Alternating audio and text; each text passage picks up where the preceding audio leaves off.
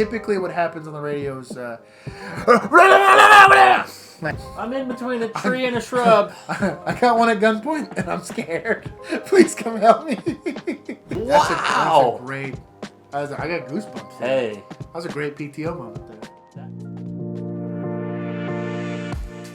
Hey, it's Josh and Bill from Only Cops. Welcome to this episode of Officers React. We'll be watching another episode of The Rookie. I think there's going to be like 2 or 3 scenes in this. Ones. So we found a couple good ones. We got some pretty good feedback on this, and they were like, "Oh, watch more seasons." So here we are, without context, watching police interactions. Let's go ahead and play the clip. You think you're so smart? You think I don't know what you're doing? Good looking accident. Yeah. Sir, you need to put down the bag. Hide from me. I will go. Come on, rookie. Don't let your corporal do all the talking. Yeah, you'd be getting complained at. I like that. Did he just ask what to do? Thoughts? What do you need? There's a dude with a bat standing on a car smashing a windshield, and you need to ask what to do? So they're in field training. I don't care. And so no. All I'm Ask saying what all to I'm do. saying is you got a corporal. Let's just say this is early in field training, right? So this corporal's being super understanding and just sitting there saying, "Okay, we're gonna do a lot of hand holding." We had this in the academy. Oh, I know. I'm just saying, what is this, LAPD, right? It's supposed to be LAPD? supposedly. Hey, you gotta lower the bar, okay? Yes, that's true. Yeah, you just gotta lower the bar Yes, here. that is true. So, That's fair. clearly there's a guy in a crowd full of people hitting a vehicle. In the middle of the street. In the middle of the street. We don't Looks know like if there was an accident. could have been an accident. This guy's either intox, high, something crazy like that. He is armed with a weapon that, in the manner of its use, could be a deadly weapon. So I'd be curious to see how long it takes for them to either produce deadly cover, and it's not deadly force, it's deadly cover when you're just prepared to use deadly force, and then there's also less lethal cover. So you typically, the way you'd see this if you're approaching an armed suspect that doesn't have like a gun, is you'd have somebody holding a gun, somebody holding a taser, and ideally Separately, not like this. yeah, Don't not like hold this. both. No. They're not going akimbo with this. He holds, yeah. he holds the gun. I'll hold the taser. No one pulls out their pepper spray. Yeah. The other thing is you also have what they call an arrest team, and that arrest team specifically will be we call them hands where we came from. It's like, hey, I'll be hands. It's just you simplify stuff because when you're stressed out, you're an idiot. But the reason you do that is because you make the lethal force decision on one person. Everyone else knows I'm not yanking out a gun unless something crazy happens. That way, it's not one of those videos where 6 cops are cranking off rounds. You don't want that. So it's kind of the reason why you'd approach somebody that way. And what's nice about it is that the lethal force person typically gets to stay further away from that person, and everyone else kind of gets a chance to run. You're buying that individual who's clearly in crisis right now as much time to make decisions as possible, but you're protecting them from themselves. Him. Yeah. In crisis. Yeah, he's in crisis. Yeah. Hey, man, I got a lot of MHMR training. Okay, we both got a lot of MHMR training, so we'll play the clip and see how this works. I do like that there's more units showing up. They are really close to this guy with the bat, and no one has lethal cover or less lethal. Plenty of cell phone stuff. So pause it. Go back like a smidge if you can.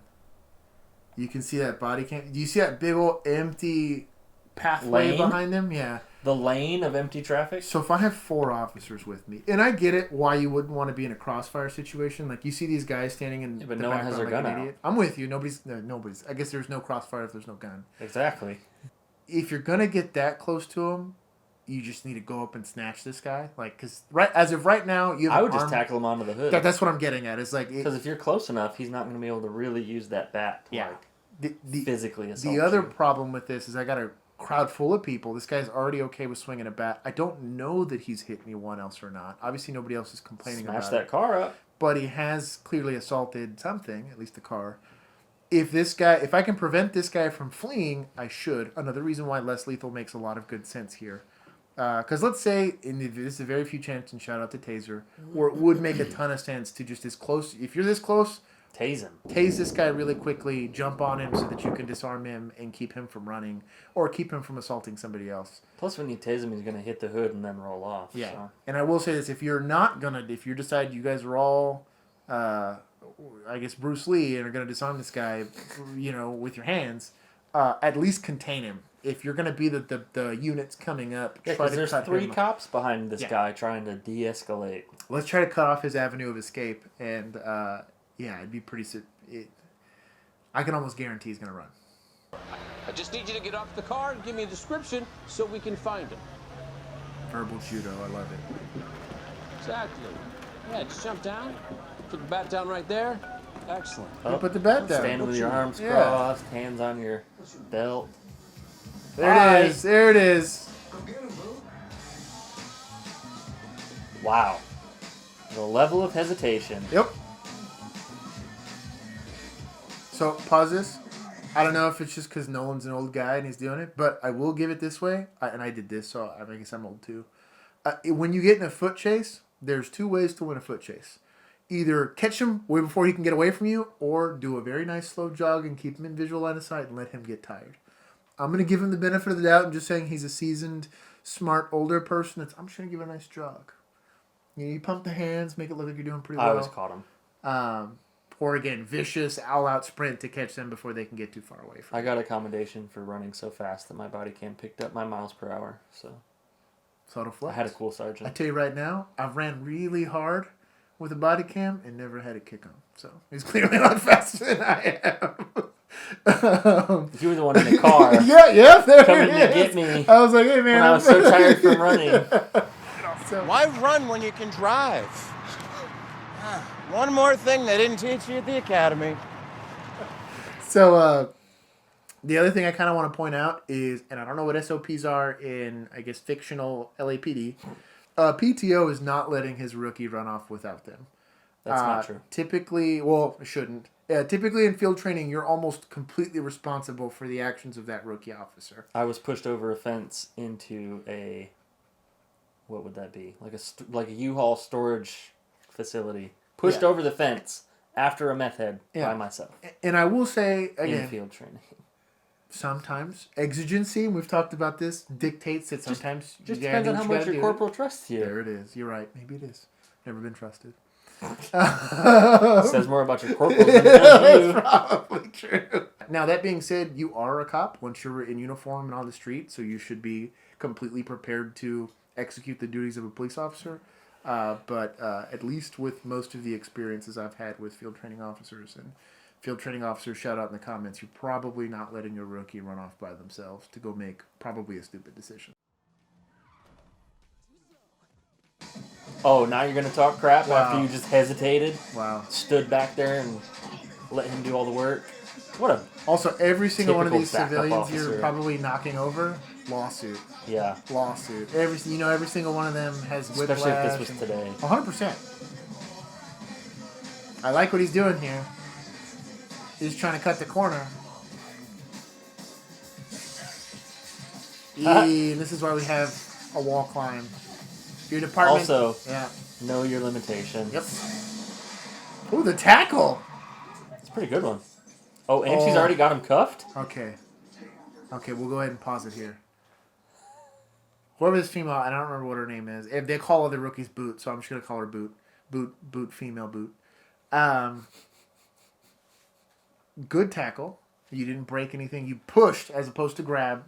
Genius. You never try to actually tackle somebody. It's a good way to break your arm on concrete. Great push, and the fact that she was able to get on this dude and handcuff him while old boy here is trying to navigate this fence.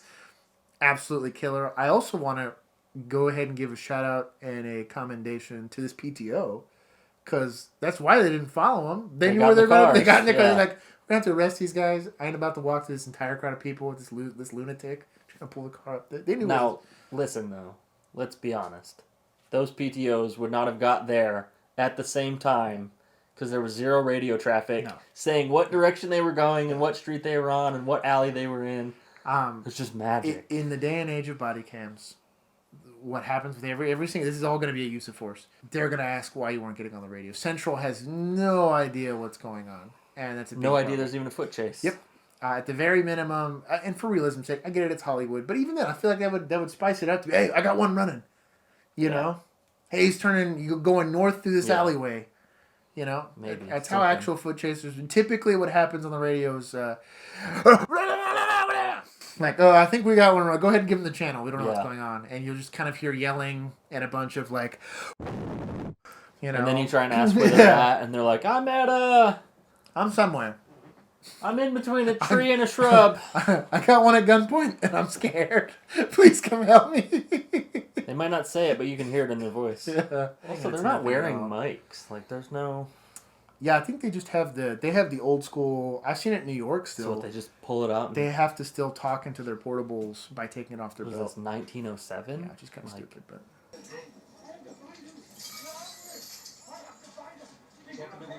Savage. That's awesome. God. That's my kind of PTO.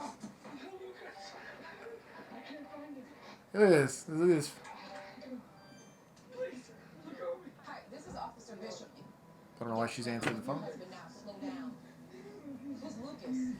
Who's Lucas? Sir, where is your boy? We left him in the car for a minute. Oh. The car's gonna be an oven. Was the car off? What? Wow. So, I've had a couple of these with missing kids. As is kind of the way police work sometimes does happen, where you think you have one thing, is some crazy dude running around, maybe having some sort of manic episode, to now I have a completely separate, although related, incident where now they're worried about the welfare of a kid that they cannot find. You know what gets me, though? Like, why are you calling your spouse? Like, call 911. Your kid's we missing? should have been, yeah. Like... I bet you she probably did, and because somebody decided that they didn't need to get on the radio and notify Central about what they were doing and who they had no idea to give them that information. So here they're wasting their time chasing the guy and yelling about it when they should have been looking for this kid. Maybe. Yeah. But there's been too many times where... Sure, 100%. 100%. People should have called 911 and they called a family member. Like...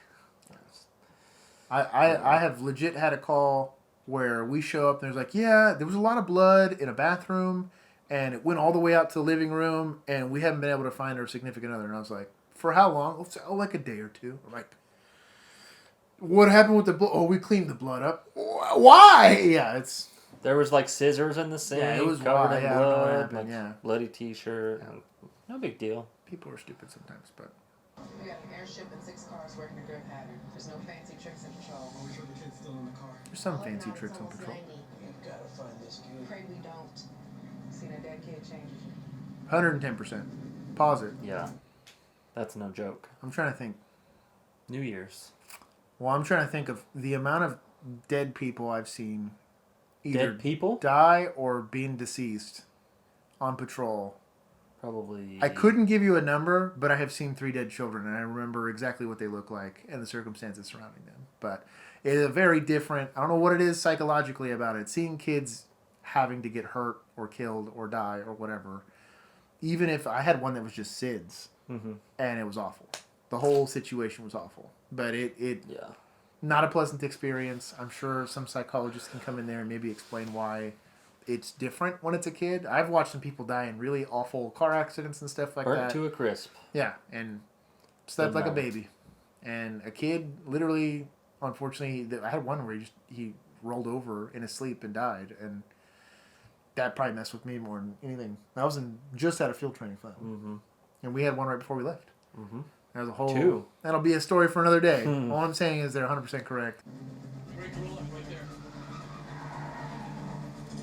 there. And I bet they stopped like 18,000 gray Corollas, like checking in on them. Yep. Happened. one of the thousands, yeah. Yeah, a gray Corolla in L.A. That doesn't help. What about the ponies? He said something about a unicorn. Oh. Look at his cop mind working. There are some tricks.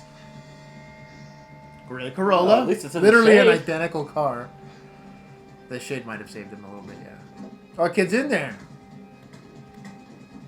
Okay, the door's Yeah. not working. Keep trying to open that door, buddy. Door's not working. Also, no radio traffic. Can't hit the middle. Yeah, I've been there. Gotta That's hit actually- the corner. There you go. Pause it. It's hyper realistic. He probably hyper realistic. That probably was a real scene where they had him hitting the I window. bet you Those no windows one- don't break when you hit them in the Producer middle. told him nothing. Whatever their law enforcement liaison told, he said, just break that window with your baton. And he's Yeah. probably there like, Yeah. hit it till it breaks. Yeah. It's good luck hitting in the middle. You hit those corners, you might get it to break. But I will say this. A glass breaker is that much faster. oh yeah. It's way faster and also safer because when you do actually Punch break it, through yeah. glass, you're like flinging glass into whoever's in the occupant, but also if your hand continues to follow through with that, that's all. It's all dicked up. Even after the fact, when they're clearing all that glass, everyone's gonna get cut in some way, shape, or form by this. It's awful.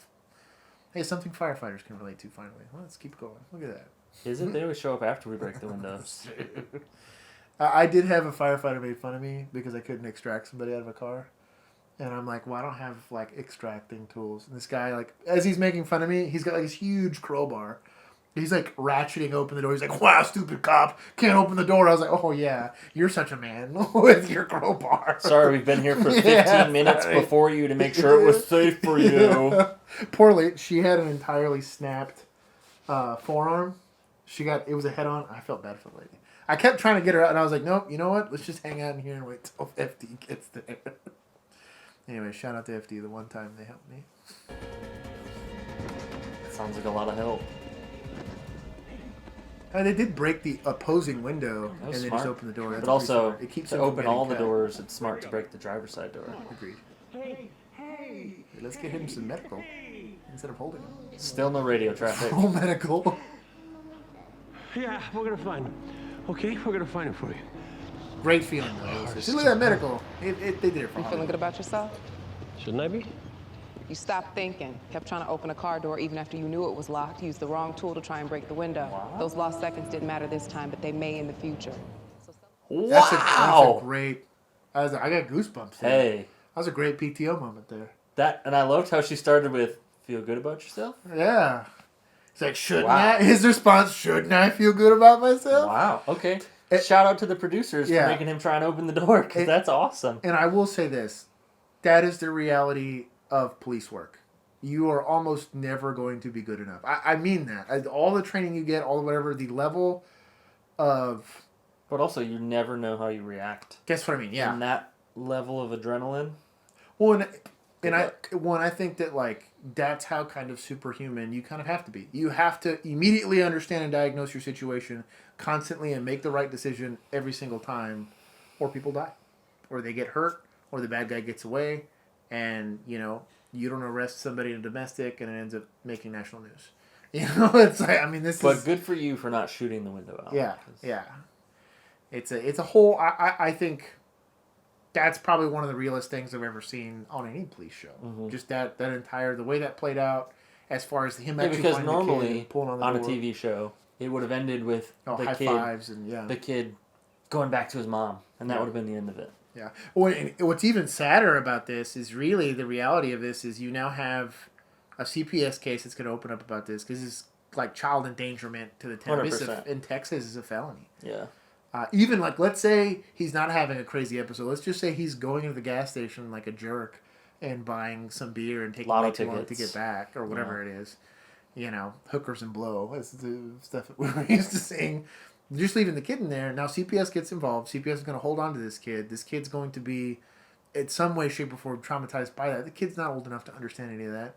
Even if the wife has zero culpability in any of this, she's having to deal with the aftermath. Like, there's no net gain. Thank God the kid's fine. But, like, there's no... Yeah, good luck in the future. This situation's way far from being over. This guy's going to have to get a mental health evaluation. This kid's probably going to need a bunch of counseling he's never going to get.